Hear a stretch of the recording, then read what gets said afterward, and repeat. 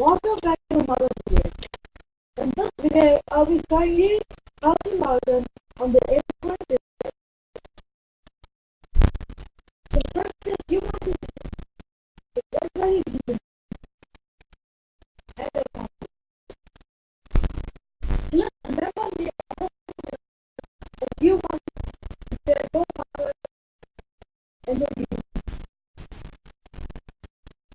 And then click I'm not available. Then go ahead and click the green button to save document. We have login right here. This is where you can log your password. You can then click save document.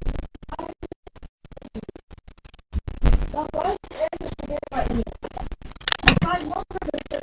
Visit the user. There are available as you can see. Thanks for watching and I recommend how to log in on the